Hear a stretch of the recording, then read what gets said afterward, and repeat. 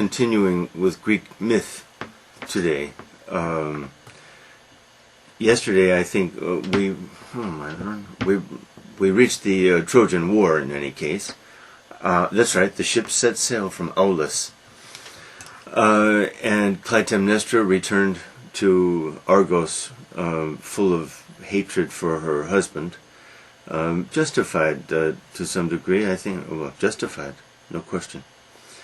Anyway, the war begins, and the war goes on and on and on. Before leaving, in fact, before leaving Aulis, Calchas had predicted that Troy would fall in the 10th year. And everyone remembers this, and they remember it in that 10th year. It's cited in Book 2 of the Iliad. Anyway, the war goes on and on and on. I won't retell the war. The fall of Troy and the destruction of Troy is told in Virgil's Aeneid, Aeneid, which is the epic poem of the Roman Empire in Latin. Pretty great poem. I've never read it in the original, but it has problems certainly. But in Book 2, what happens is this. Aeneas was a hero in Troy. When Troy was taken that night, when the Trojan horse trick worked, and everything was burning and being consumed, Aeneas escaped with his family. His family almost had to force him because it was clear. If he stayed, yes, he would die, and they would die too, or be enslaved. So he took to his ships with his family, his ancient father, his son, his wife was lost, and set sail. They landed in what would be Carthage in North Africa, where Queen Dido had established a Phoenician, Phoenician, colony and was doing fine.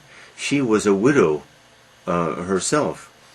So, in Book 2, she asks him to tell what happened at Troy, and he tells about that destruction, and that's where one can learn about that. But it's nothing too surprising, and there's even the scene in Act 3 in the play within the play of Hamlet, which tells part of that episode. Okay, so Troy falls. Now, later we're going to do the Odyssey. The beginning of the Odyssey is in retrospect, is the fall of Troy. But maybe not. We're going to do other things, I think. I think I'll go ahead and tell the story of Agamemnon's homecoming. Now, people think that there were formerly a series of epic poems, not only the Iliad and the Odyssey, but a number of others, and that the Odyssey forms one of what are called the Nostoi. Nostoi, hoi nostoi. Nostoi means homecomings. After all, Odysseus isn't the only one who went home. But this is theoretical. The reason why it's possible, of course, is that originally these poems were told orally and passed down orally, and so the thought goes, why couldn't there be other poems too that were passed down orally? Very possible. At the end of the war, destruction, a lot of bad things happened. I mean, it was a slaughter, and it was messy, of course.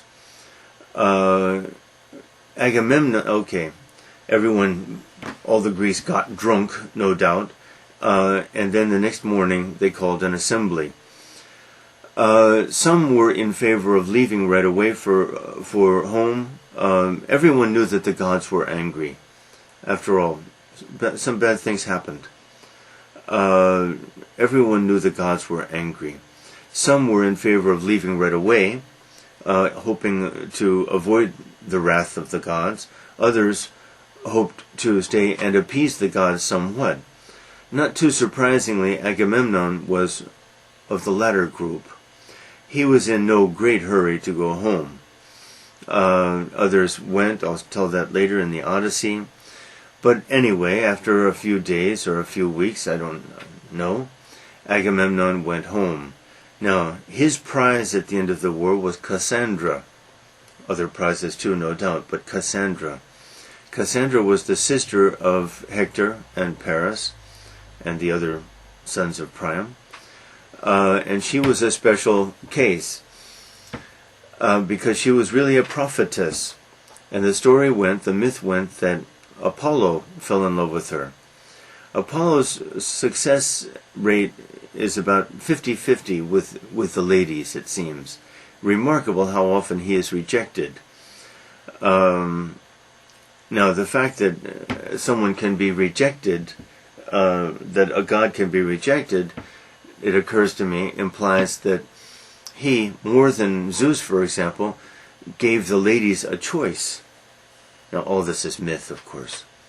But that's interesting. After all, if he was rejected, this means that the ladies had a choice. How much choice did Zeus give Leda when he raped her as a swan, for example, which I told about yesterday, I guess.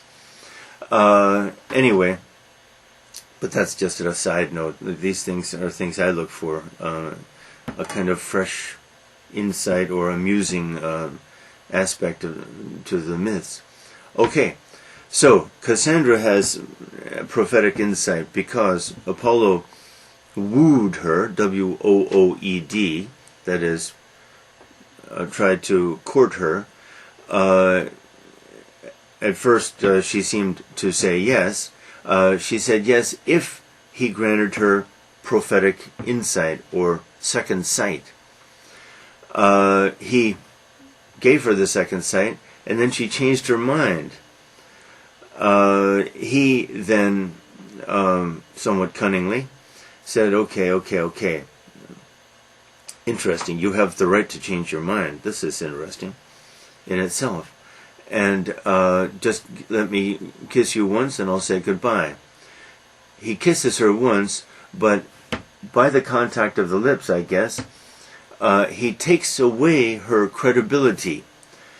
And thus her gift becomes a curse. That is, yes, she has the second sight, but no one will believe her. This is a fairly profound myth, I think, because I think most prophets have this semi-curse. Many certainly do. That is, for whatever reason, they're not believed. Let's take a second look at the word prophet, by the way, even though this is not Old or New Testament, to think about it more seriously. Because I have noticed that your word in Korean, I guess yeun, is a troublesome word, because the word seems, from everything I have heard, to simply mean ability to predict the future. Even among the Greeks it meant more than that. It meant a prophet, a prophetess, is a messenger from the gods, or God. And the message is not always, I predict a huge disaster will happen or something like that. It's moral reproach or reprimand, it's guidance, all that kind of thing. So, and the Greeks, I think, had some of this too. Okay, so Agamemnon takes Cassandra home with him, probably dragging his heels, as we say, not in a hurry, because really this is a fascinating moment in myth and deserves a little more attention than I suspect it has received. Agamemnon has his glory. He has achieved his goal in his life. He conquered Troy. Military glory. He was the leader of the expedition, commander-in-chief. But he must be his conscience must be bothering him, of course. The story of the killing, the sacrifice of Iphigenia is a little bit difficult to believe, but in some cultures, Lord knows, this has happened. Anyway, so he goes home. Now, the play by Aeschylus begins, it's called the Agamemnon. It's the first of the three, the only trilogy that has survived in Greek drama is the Oresteia. Oresteia, named after Orestes, Agamemnon's son, who turns out to dominate the second and third plays of the trilogy. The first play is called The Agamemnon, and it involves the homecoming of Agamemnon. Now, what we see at the opening of the play, it's very interesting, it's really great. The watchman is standing on the roof of some house, or the palace, I guess, or the roof of the palace, and his job for years has been to keep watch, to watch those mountains over there, because he knows that Clytemnestra has set up a very interesting relay system whereby, when Troy falls, a series of mountain fires, a string of these, has been set up so that she can discover quite quickly that Troy has fallen, and she can make her preparations for the homecoming of her husband. The watchman speaks and has very mixed feelings about this. He has been promised a great reward, but he has a feeling, he doesn't know, but he has a feeling, and the play is full of things like this, half knowledge, half intuition. He can't be sure what Clytemnestra has planned, but he certainly has a foreboding that it's bad.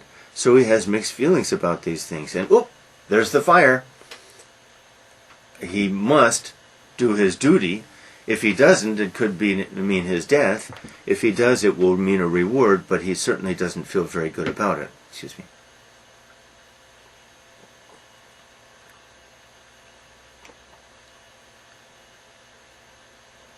Okay, so then we get the appearance of Clytemnestra.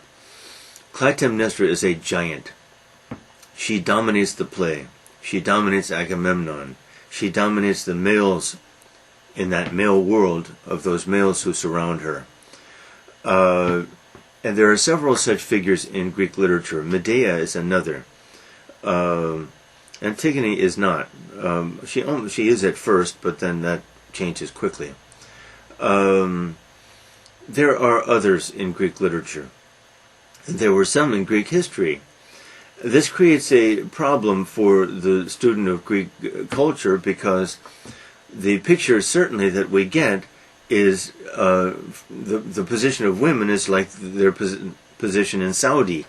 The veil, never seen, take the veil off and they're put to death, kind of like the Taliban fundamentalist Muslim approach to keeping their women. Pretty brutal and certainly repressive. But then these Clytemnestras and these Medeas and some others seem to belie, seem to contradict this vision, this version. That Saudi version is an exaggeration. It always was. Aristocratic women, probably the key to the conundrum, the riddle, is in class. That is, aristocratic women certainly had rights and authority, of course. And even the very poor had to work in the markets and so forth. So, no, that version is false. But Clytemnestra is a great, great character. She speaks, she appears publicly before the men. The old men form the chorus. Every Greek drama has a chorus, must. And the earlier the drama, the more important the chorus. The Agamemnon is an early drama. I think 476. I'm not sure of that, but possible. Anyway, that makes it the earliest play that we have. The chorus is important, and the lyricism of the chorus I tried once in Greek. My Greek's on a level of Homer, my Greek is good, but outside of Homer, I have problems. And in those tragedies, and especially the Agamemnon, my God, it's very difficult. Anyway, so the chorus, Clytemnestra speaks to the chorus and speaks with such authority and such defiance. And the chorus doesn't like it, but doesn't quite know what to do.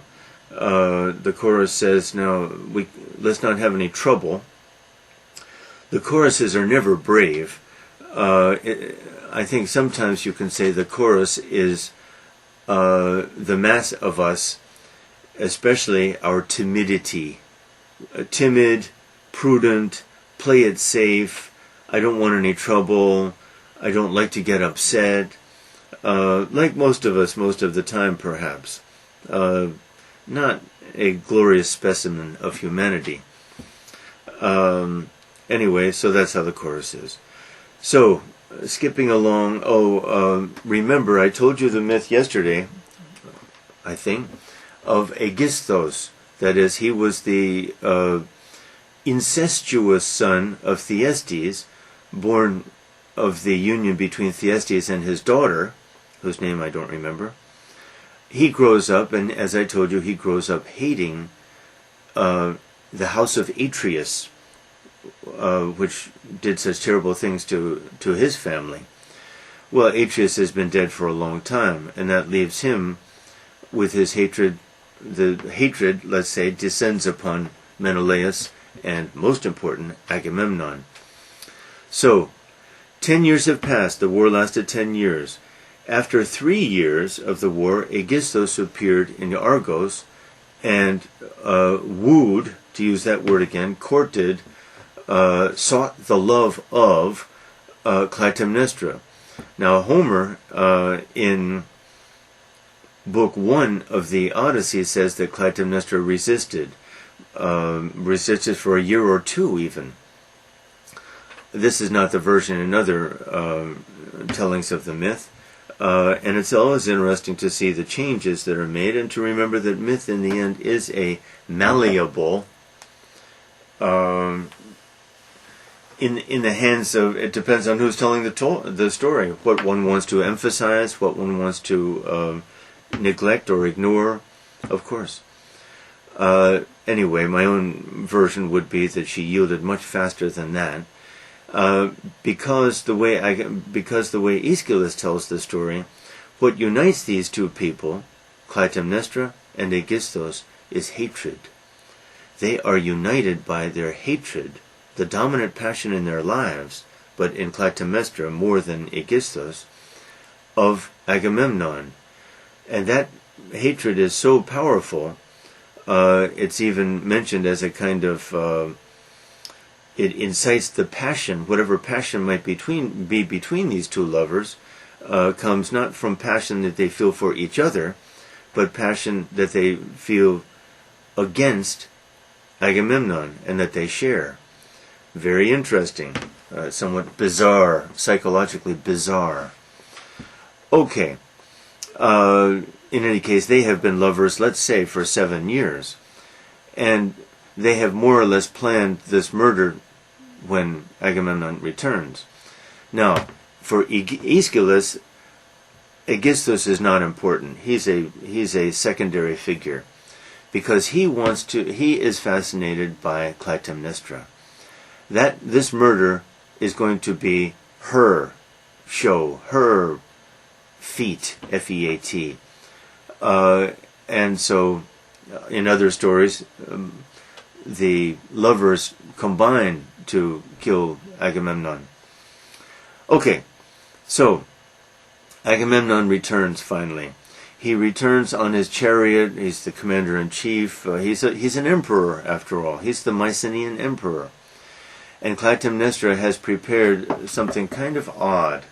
She knows right where his chariot will stop, and she has made or had made a long cloth, apparently very long, extending from the chariot to the palace, so that he, the returning emperor, will step only on this purple, royal purple cloth. Well, it is kind of foreboding too. Now, he's an emperor, he deserves it, and purple was as valuable as gold. The purple dye was almost as valuable as gold.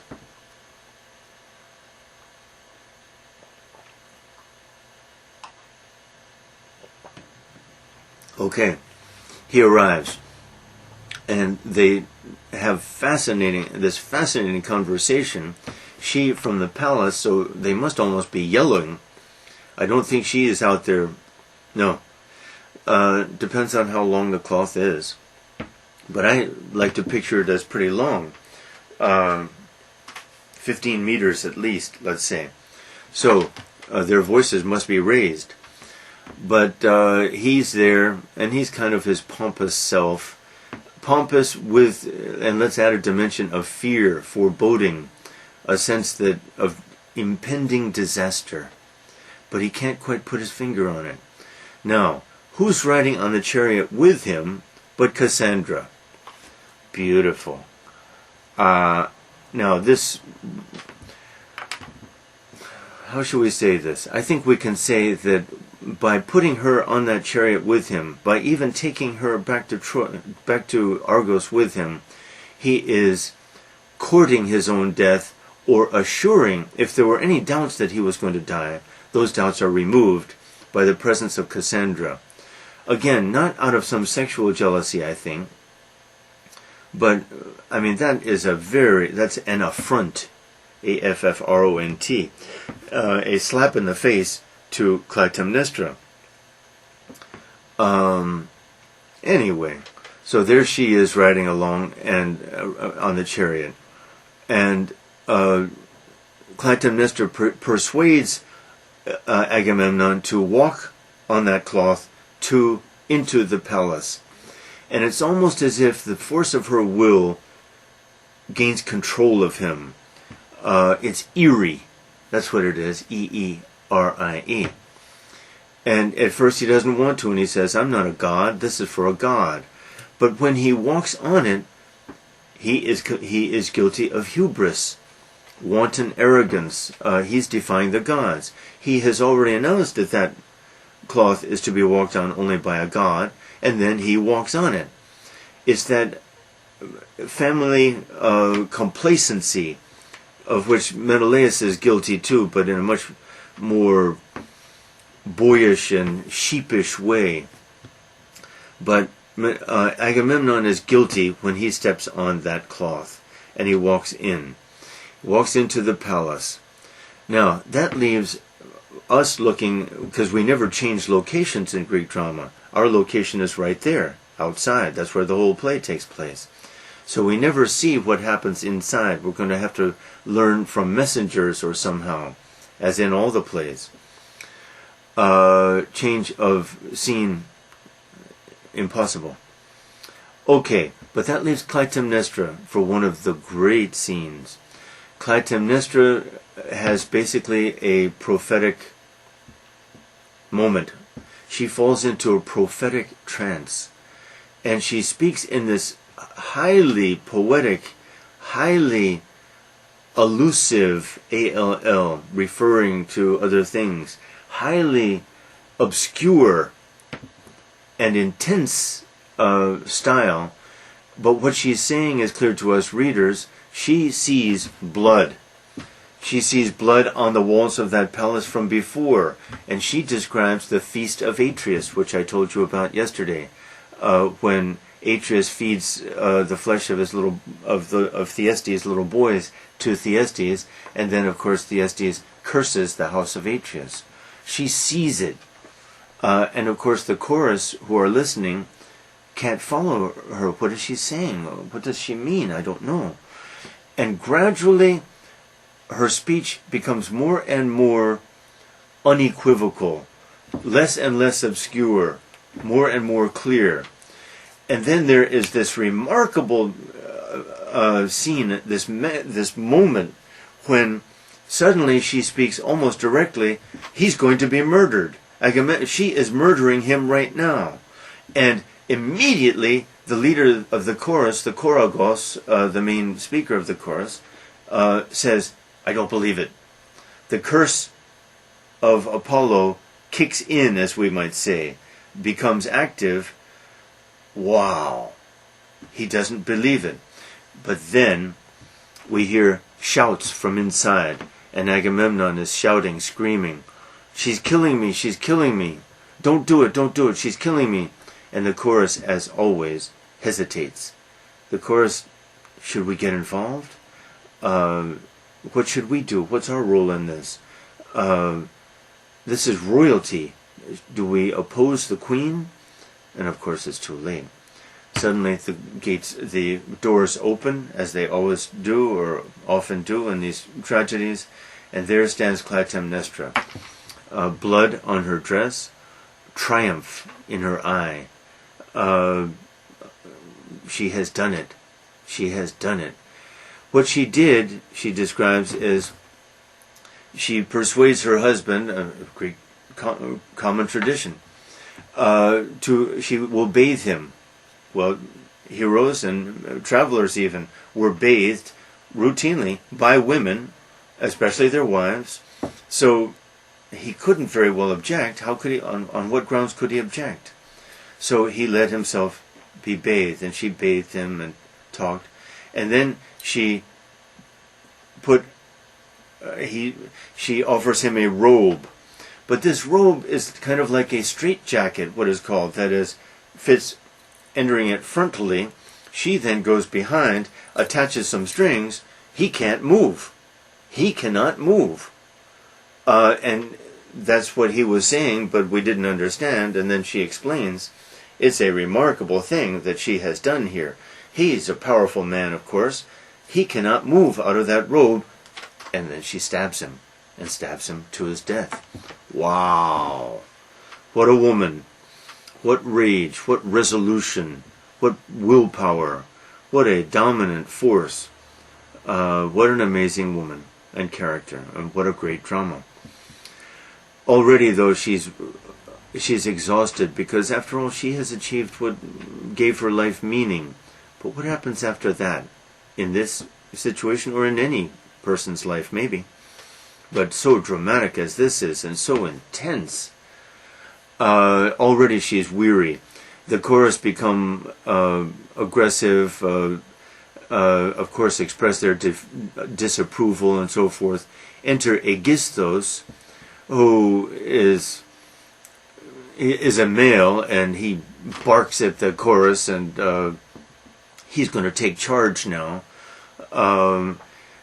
What this shows psychologically is that his passion for the deed was much less than hers.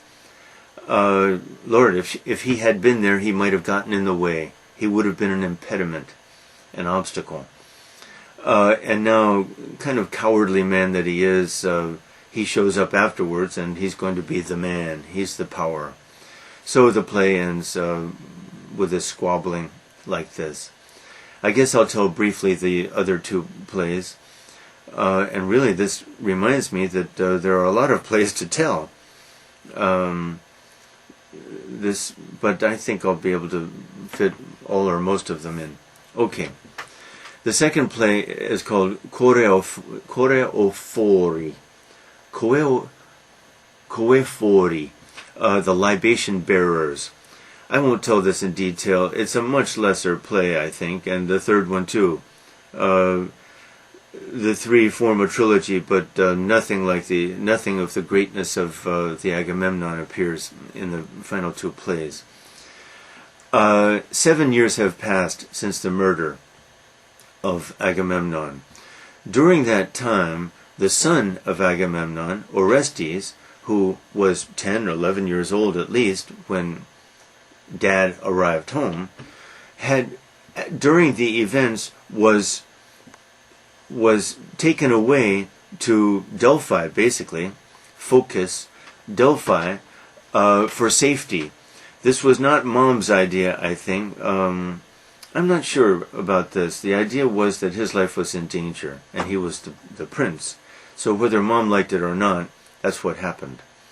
And there wasn't much she could do, but maybe not much she wanted to do either. I'm not sure about that. Anyway, 7 years have passed.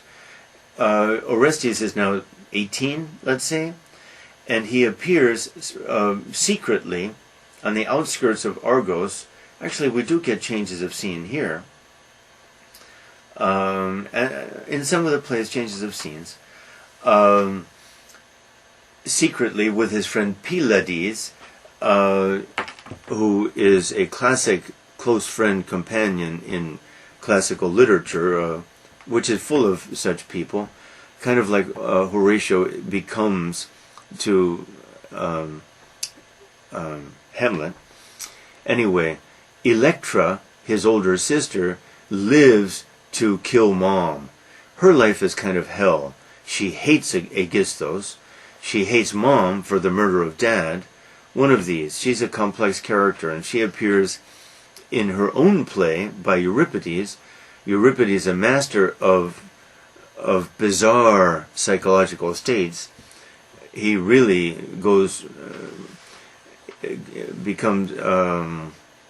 makes her into a bizarre, disturbed character, unbalanced.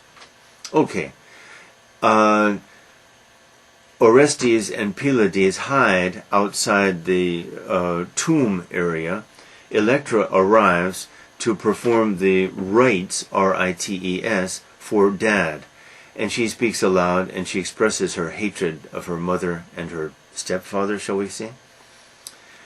Orestes realizes that this is his sister, realizes that he can count on her as an ally, as an aid in this, presents himself, and we get the reunion of brother and sister. Aegisthus is a little more important in this play. Orestes and Pylades appear at the palace under false names, talk with Clytemnestra, I guess, in any case, are welcomed as guests. No one recognizes them. In short, Orestes is able to kill not only Clytemnestra, but Aegisthus too, with the help of Pylades. I don't quite remember what Pylades did, but maybe he killed Aegisthus. Anyway, they are able to, they're successful. But suddenly at the end of the second play, the Furies appear, the Furies attack Orestes. This means his guilt, his terrible guilt feelings at having killed his mother. He just killed his mother. That's not easy. It's not easy to live with, no matter what circumstances. Nero did this. Apparently the Emperor Nero was able to do this successfully. What a mom. Much worse than Clytemnestra. But anyway, the Furies attack him. The third play is called the Eumenides, the kindly ones. What happens basically is Orestes is driven from place to place. He seeks Apollo's aid because, by the way, Apollo at Delphi had told him to go kill Clytemnestra. But what's happening here for Aeschylus is that he wants to juxtapose, set side by side, patrilinear and matrilinear rights, or if you like, patriarchal, the rights of a father and the rights of a mother. Because from the beginning of the play, from the beginning of the trilogy, we have this confrontation between male and female, the war of the sexes, and a woman should be submissive and all that. Aeschylus clearly does not believe that. A woman should have rights equal to a man.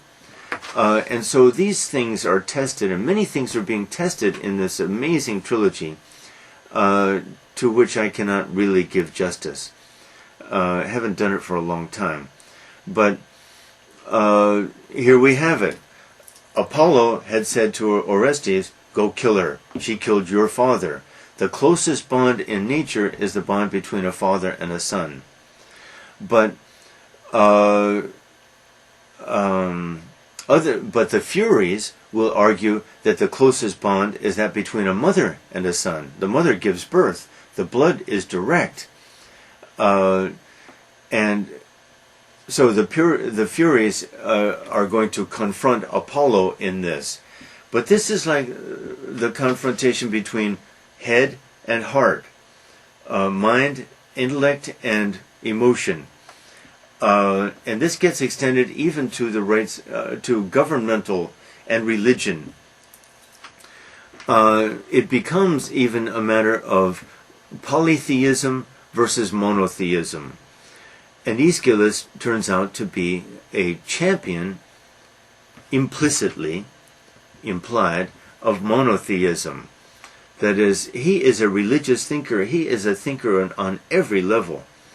And what happens in the play is Athena intervenes, and Athena decides that there will be a trial of Orestes, and it will take place at Athens, her city. And this is Apollo versus the Furies. And Athena institutes a jury. And this is a great moment, an amazing moment. 12 jurors will, normal citizens of Athens, will try the case. And in the event of a tie, Athena will have the authority to break the tie. So this is what happens. Apollo presents his arguments, which are kind of silly. The Furies present their arguments, which are less silly. The vote, 6-6, Athena votes for acquittal. That is, Orestes is innocent. Because really, most of the evidence shows that he did what he did under the pressure of Apollo, really. In any case. Now, the Furies are furious, and they say they will flood Attica. They will drown Athens. They will destroy everything. But Athena speaks to them and says, you can do this. You have the power to do this. But wouldn't it be better for you to assume an honored place in Athens as the protectors of justice, protectors of the forces that you protect always, and assume a change from being the Furies, ferocious, fearsome creatures, to kindly ones, the Eumenides, and they accept. So this becomes a great appeal, though not, I think, great drama, for justice, for peaceable solutions to conflict,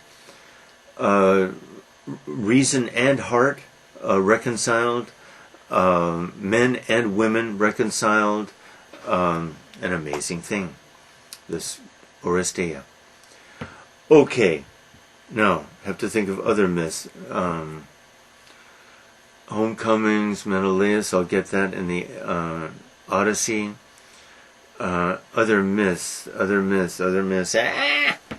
I think I'll go ahead and tell Medea, because she doesn't fit into Thebes. Am I supposed to be doing Thebes today?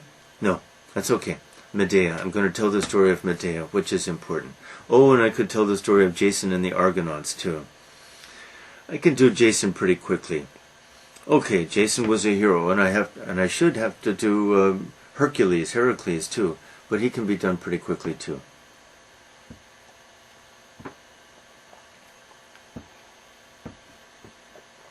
Jason and the Argonauts, leading to Jason and Medea. Okay, Jason and the Argonauts, leading to Medea. Jason is a prince. His father, the king, is deposed, put out of power, put in prison, in fact, by Jason's uncle, Pelias. And Jason, as a baby, is swept away, taken away to the wilderness for safety, really, just like young Orestes a minute ago. And he's raised in the wilderness by the most famous of all centaurs, Centaurs, Chiron. Chiron, half horse, half man, is the wisest of mortals. As such, he's an anomaly. wisdom and a centaur? Because the centaurs are bestial. There are anomalies like this, and we will see them in Book 9 of the Odyssey when we meet the Cyclops. And these interest G.S. Kirk a lot and are interesting. Anyway, Jason grows up with the best of instruction on not only intellectual instruction, but martial arts too. He will be a hero. Anyway, when he's around 18 years old, one supposes, he reappears to claim his throne, which is rightly his. His uncle puts him off, though, and says, well, you can't have the throne, somebody says, until you produce the golden fleece. Jason really doesn't want to sit on the throne anyway. He wants to be a hero, and he wants adventure. So he is not unhappy about this development.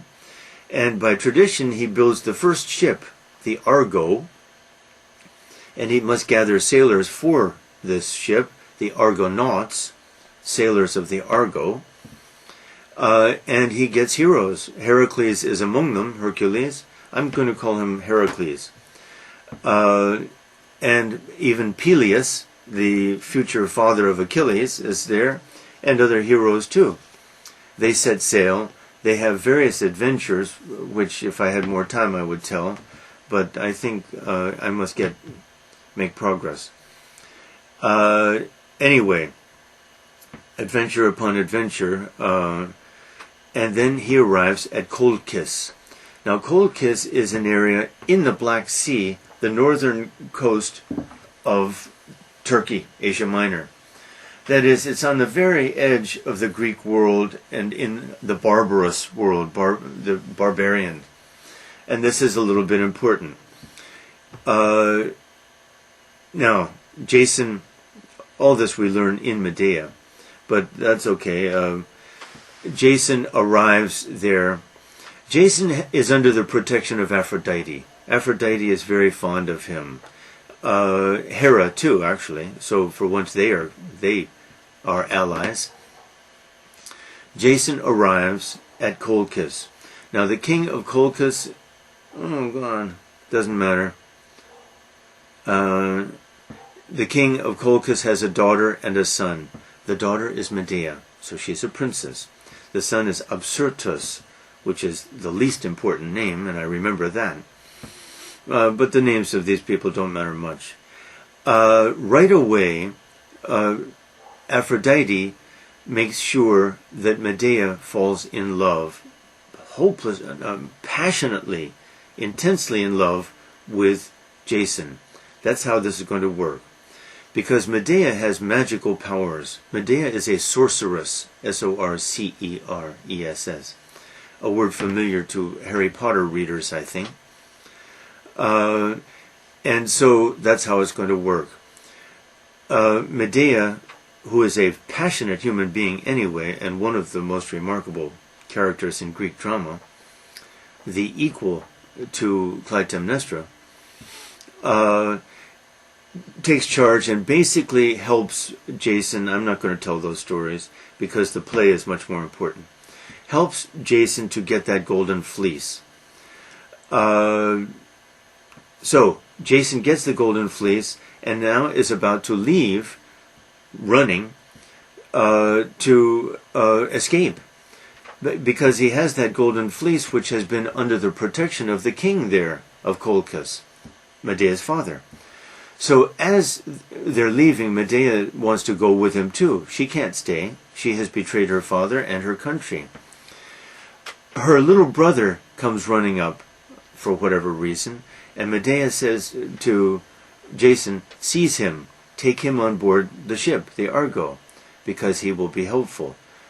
Jason does this, and they get on board the ship, and they set sail. Well, the king orders his boats. What happened to Argo was the first boat. Orders his boats to pursue. And when the pursuit is getting kind of close, they're catching up to the Argo? Strange. Medea orders the men to kill her little brother, slice him up into little pieces, and throw him into the sea. so that the ships that pursue will have to stop and pick up the pieces of the body, and the delay will allow the Argo to escape. Brutal. Well, friends, at least no one ate the body this time, as in the other myths that I've told you. And I've got to tell you that other Athenian myth, too. Okay, so the Argo escapes. They go back to Iolcus, where where Jason wants to be king. But Pelias, of course, the uncle, still does not want to relinquish the throne. And so he puts them off and puts them off.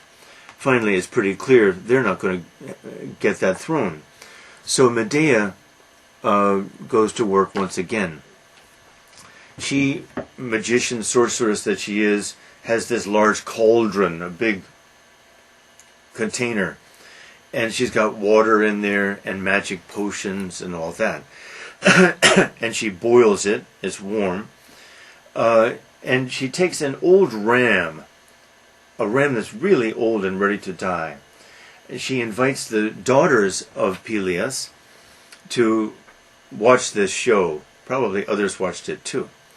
She takes the ram, cuts the ram up, puts the ram into the magic potion, and pulls out a youthful ram. Wow, good trick. So the daughters of Pelias seem to be very fond of their father. One of these bonds that almost disturbing in Greek myth. And the Greeks knew it was disturbing too. So they think, what if we do this to Dad? Because Dad is very old now, and he can be rejuvenated. So they cut Dad up, put him into the cauldron, and say, well, Medea, put those magic elements, ingredients in. And Medea says, I'm sorry, I've forgotten those ingredients. Pelias is dead, killed by his own daughters, and by the trickery of Medea. Well, now things are just too hot around Iolcus for them. They must flee. They must escape. Now, let's notice, and they go to Corinth, and that's where our play takes place. The play is a great one. I hope I'm going to try to speed it up. At the opening of the play, this play by Euripides, one of his best, and Euripides at his best is the equal to Sophocles or Aeschylus. Often he falls below, but the other two fell too. 19 plays survive from Euripides, 7 only from Sophocles, 7 from Aeschylus. And we know that Sophocles has his lower moments. Sophocles, who wrote at least 124 plays, at least 124. But the man lived to be 96 years old. Okay, Medea. The action takes place in Corinth. Not many plays take place there.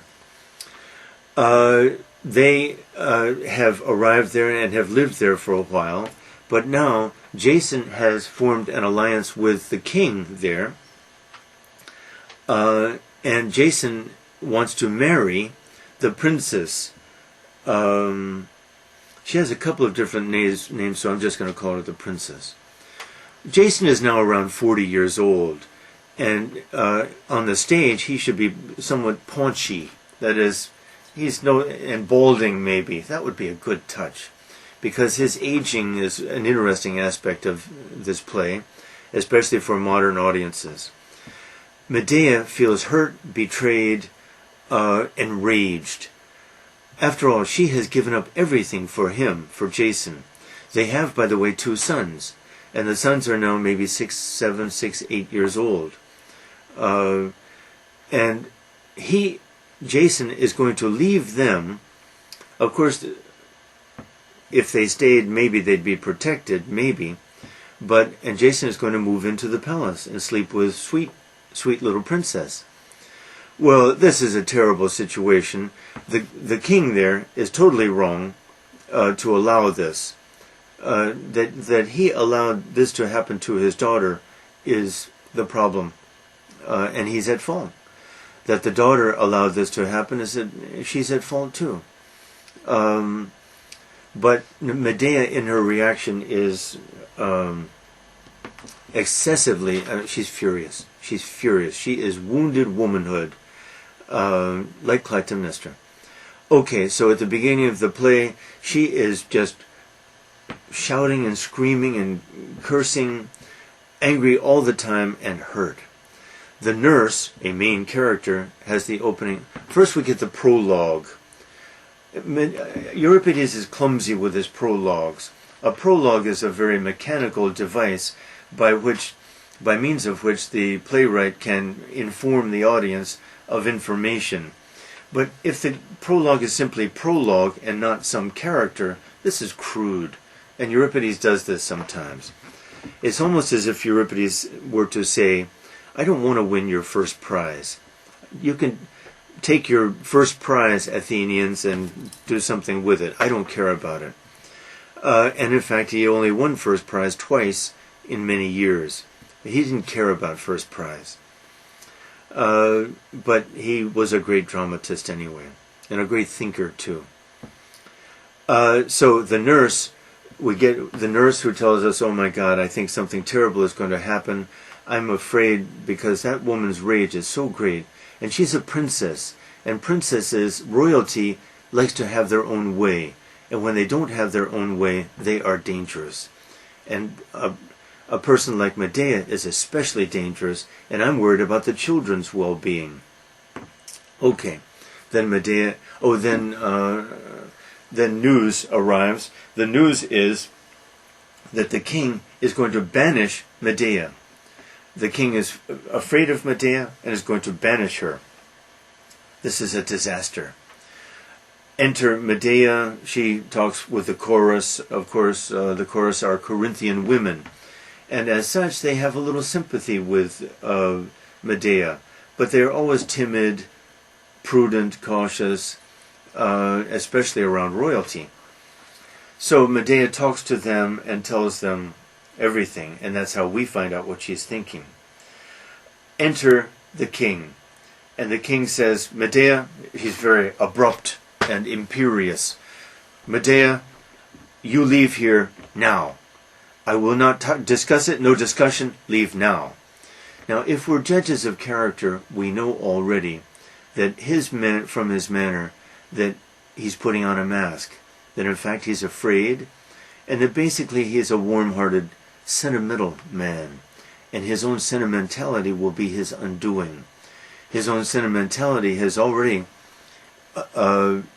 induced him to let this situation take place, because no doubt the princess said, Daddy, Daddy, Daddy, I love him, and he, the king, yielded to her coaxing, and this has produced the critical situation. So when he arrives stern and commanding, we know, no. So Medea goes to work on him, and she persuades him, in brief, to allow her 24 hours. She's got to make arrangements for her sons, and so forth. He, although he knows better, yields. Okay, but only 24. And I'm afraid of you, I tell you, I fear you, and you be gone, or you are dead. He leaves, and he speaks to the chorus. Yes, yes, I have all the time I need to work my vengeance, my revenge. And she tells the chorus what she's going to do, briefly. Enter, oh boy, no, first Jason came before the king, I guess. I'm not sure, but it doesn't matter much. The first interview, the second, there are three. The three interviews, are, as they're called, between these two, fascinating. In the first, Jason says to her, treats her with contempt, really, or with this kind of complacent, yes, yes, you women. His manner is, you women are so hysterical. You get so worked up about sexual jealousy. All I wanted to do was to assure the future of our family, the well-being of our family here. That's why I did this. But you women are so consumed by sexual jealousy, and you're so emotional anyway. And here's what Euripides is doing. He's interested in men versus women, reason versus passion. He too. But he's interested in a much more intimate way than Aeschylus was, because what he will do is balance the claims in life of reason and passion. By the way, Greek and barbarian, reason, passion, men, women. Wow, this is powerful stuff. In the first interview, there's no question, we prefer Medea. Jason is so obnoxious. He is so complacent.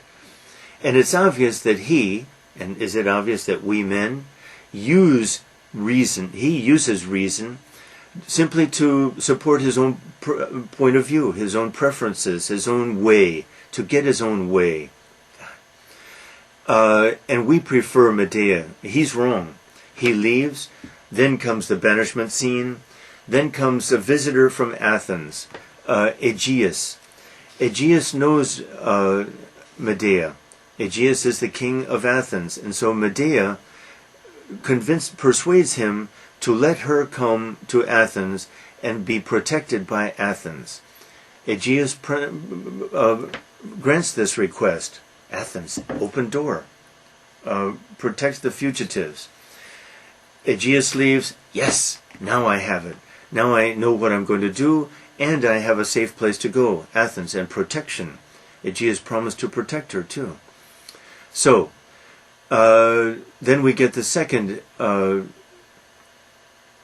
interview, yes, with Jason, where she apologizes for her inordinate rage and emotion. She says, yes, you were right, dear, I'm wrong. You were right. I'm going to send my boys with a gift for the princess. You don't have to send a gift. She has everything. No, I want to. Please allow this, and I will leave, and I will not bother anyone. Okay, he says, stupidly. He leaves. Yes. She sends the gift. The gift is a robe and a diadem, a little coronet. But she puts basically an acid on these things. Anyone who puts these on is dead. She puts these in a box, and she sends the cute little boys bearing the gift to the princess. A messenger tells us the whole story, describes everything that happens. The messenger who returns to Medea. And what happens is, the cute little boys, everyone is happy about this. This seems like a peaceful solution to this terrible problem. Jason says, yes, it's okay, to the princess. The princess tries the robe on, walks around, checks out the length and all that, puts the crown on, and then suddenly she turns white. It's a remarkable moment, and she falls over into a chair. An old woman is there who screams the scream of the presence of supernatural. It's an amazing moment. And she's being consumed by this thing. She tries to tear it off, but she tears her own skin off. Enter the king, loving, doting father, who is consumed by pain at the sight of this. He embraces his daughter, tries to comfort her. He can't pull away from this stuff. It consumes him. There they both lie, dying, dead, and people standing around watching this, powerless to do anything. Jason stands there just amazed, all of his plans consumed. Meanwhile, the messenger finishes the message. Medea then painfully, kills her own sons. Why? To punish him. But this happens in life. This happens, read the paper any day. People can kill the children to punish the spouse. Happens all the time. The third interview at the end of the play, Jason arrives. Medea is up on the roof, a coup de théâtre, an amazing moment of theater. She's in her chariot.